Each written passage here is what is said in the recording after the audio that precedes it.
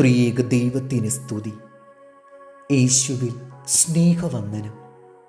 ഒരു മരം നടുമ്പോൾ ഒരു തണൽ നടുന്നു എന്നാണല്ലോ. പ്രത്യേകിച്ച് വഴിയരികിൽ നടുന്ന മരങ്ങൾ എത്രയോ ആളുകൾക്ക് തണലാകുന്നുണ്ട്. എന്നിട്ടും വഴിവക്കത്ത് പടർന്നു പന്തലിച്ചു നിന്ന അത്തിമരത്തെ യേശു ശപിച്ച് ഉണക്കിക്കളഞ്ഞത് മനസ്സിലാക്കാനാവുന്നില്ല. അത്തിപ്പഴങ്ങൾ ഉണ്ടാകുന്ന കാലം അല്ലായിരുന്നു എന്ന് യേശുവിന് അറിയാഞ്ഞിട്ടൊന്നും അല്ലല്ലോ. സർവചരാചരങ്ങളോടും കരുണയോടെ പെരുമാറേണ്ട ദൈവപുത്രൻ ഒരു വൃക്ഷത്തോട് ക്ഷിപ്രകോപം പ്രകടിപ്പിച്ചത് എന്തിനെന്ന് മനസ്സിലാകുന്നില്ല.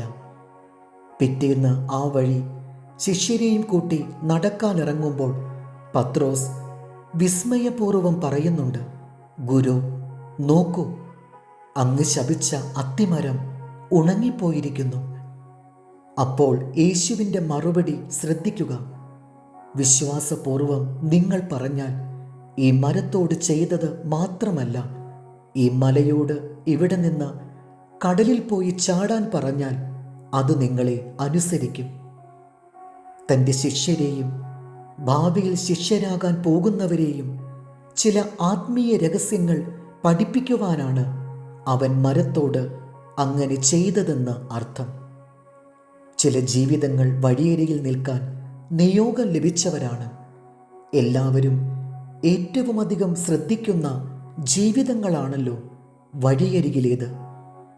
പീഠത്തിൽ വെച്ച് വിളക്കുപോലെ, മലമുകളിൽ പണിയപ്പെട്ട പട്ടണം പോലെ മറഞ്ഞിരിക്കാൻ പാടില്ലാത്ത ജന്മങ്ങളാണ് അവ.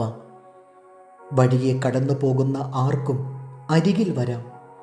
കാതലുണ്ടെന്നും ഇല്ലെന്നുമൊക്കെ അഭിപ്രായങ്ങൾ പറയാം.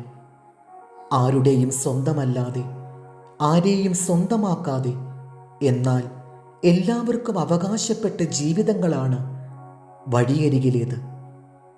തണൽ തേടി, ഫലം തേടി ആരും എപ്പോൾ വേണമെങ്കിലും എത്താം.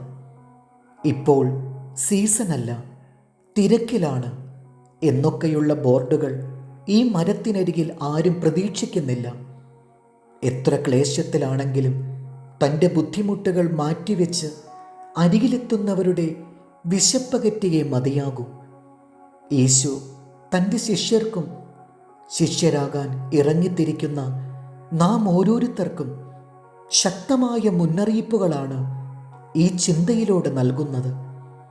ഈ നോമ്പിൻ്റെ കാലത്ത് പരിഭവമില്ലാതെ, മനസ്സുമടുക്കാതെ ദിനവും ഫലം കൊടുക്കുന്ന വഴിയരികിലെ തണൽ വൃക്ഷമാകാൻ നമുക്കും കഴിയട്ടെ.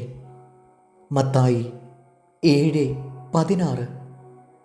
അവരുടെ ഫലങ്ങളാൽ നിങ്ങൾക്കവരെ തിരിച്ചറിയാം. മുള്ളുകളിൽ നിന്ന് മുന്തിരിപ്പഴവും ഞെരിഞ്ഞിലുകളിൽ നിന്ന് അത്തിപ്പഴവും പറിക്കുമാറുണ്ടോ? നല്ല വൃക്ഷമൊക്കെയും നല്ല ഫലം കായ്ക്കുന്നു. ദൈവം നമ്മെ അനുഗ്രഹിക്കട്ടെ. കർത്താവിൽ എളിയ ശുശ്രൂഷകൻ ഈരാളിലച്ചൻ.